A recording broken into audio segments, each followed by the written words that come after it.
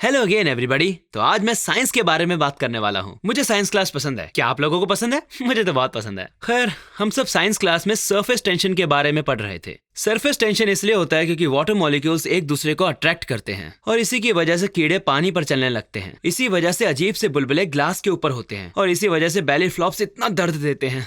तो मेरे science teacher ने कहा कि पानी में सरफेस टेंशन बहुत ज्यादा होता है, पर अगर तुम उसमें साबुन ऐड कर दोगे तो उससे सरफेस टेंशन टूट जाएगा। पर उन्होंने कहा कि एक टीचर वाटर स्कैटर की मदद से इसके बारे में पढ़ाया करते थे। आप तो जानते ही हैं उन छोटे कीड़ों के बारे में जो पानी पर चल सकते हैं, और जैसे ही उसमें पानी डालो और फिर साबुन डालो तो वो वाटर स्कैटर डूब जाता था।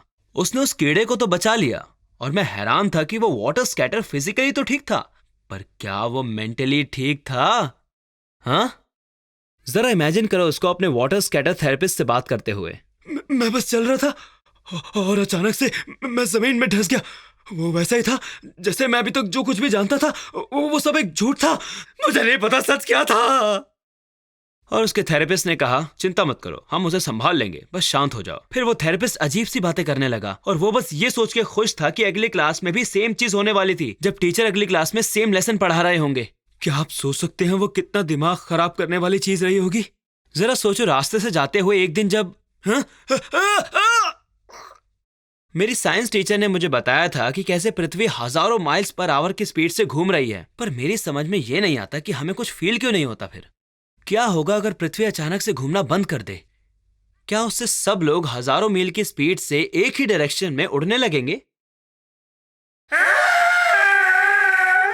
एक्चुअली मैंने इसको गूगल किया और पता चला कि लगभग कुछ वैसा ही हो सकता था। ज्यादातर पृथ्वी की सरफेस अचानक से स्पेस में बिखर जाएंगी। एंगुलर मोमेंटम बहुत ही खतरनाक चीज है। मुझे लगता है कि फूड इंडस्ट्री में लोग खाने को बेचने के लिए बहुत ही ज्यादा टेक्निकल और साइंटिफिक शब्दों का प्रयोग करते हैं। वो कुछ यूं कहते हैं कि oh it's organic. Well, organic का मतलब बस इतना है कि हर वो चीज जो लिविंग ऑर्गेनिज्म से बनी हो, मतलब हर वो चीज जो प्लांट्स और एनिमल से बनी हो, वो ऑर्गेनिक है। समझ में आया? तो आप वो ऑर्गेनिक फूड का टैग हर खाने पर लगा सकते हो। हाँ, मुझे पता है कि लीगली उसका मतलब कुछ और होता है, पर वो सब बकवास है। आप ऐसे शब्दों को चुरा नहीं सकते, उनका ऑलरेडी एक मतलब है। हमें हमारे शब्द वापस दो। कम से कम ऑर्गेनिक फूड्स बहुत हद तक अच्छे हैं। सोचो कैसा होता अगर साइंटिस्ट खाने का प्रचार वैसे करते जिस तरह वो बनाया जाता है। अरे सुनो, इस चिकन को हार्मोन्स का इंजेक्शन दिया गया है और ये पूरी जिंदगी वेयर हाउस में ही रहा है। अरे सुनो, अगर मैंने इसे खाया तो मैं पूरी जिंदगी टॉयलेट ही करता रह जाऊंगा। अरे सुनिए, क्या आपको पता है इनमें से कोई भी इंग्रेडिएंट लेबोरेटरी से नहीं है? पर इससे उन्हीं का नुकसान हो जाएगा और वो लोग कर्जे में डूब जाएंगे। मुझे लगता है कि पैसा असल वजह है हर बुराई की। ये ऐसा है कि हे एक्सक्यूज मी, आप जो कुछ भी कर रहे हैं वो सब कुछ गलत है। पर मुझे कोई प्रॉब्लम नहीं है। और अब बारी है उस बात की जिसने मेरा दिमाग खराब कर दिया। तो इस सेल को देखो। अगर आप इस पे जूम करोगे तो आपको एक एटम दिखेगा। थोड़ा और जूम करोगे तो आपको उस एटम का न्यूक्लियस दिखेगा।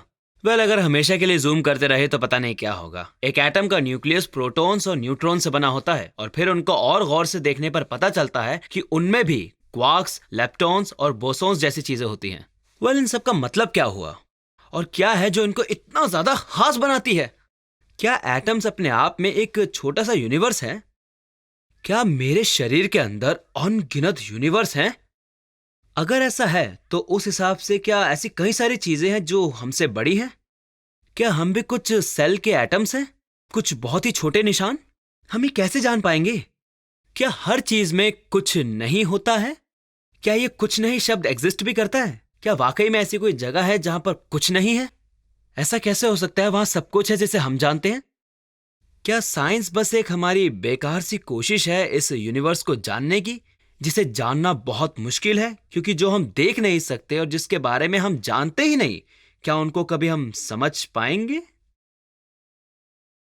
चलो बहुत हुआ, मैं जा रहा हूं सोने, बाय। और हाँ, एक और बात। एक्चुअली जब मैं 7th ग्रेड में था तब मेरी एक साइंस टीचर थी जो बेस्ट टीचर थी, और उन्होंने मुझे कहा कि ब्राइसन, जब तुम रिच और फेमस हो जाओगे तो मुझे भूलना नहीं। वेल, मैं फेमस तो नहीं हूं, पर फिर भी हाय मिस्टर वर्गस, आप एक कमाल की साइंस टीचर थी। चलो बहुत हुआ, बाय।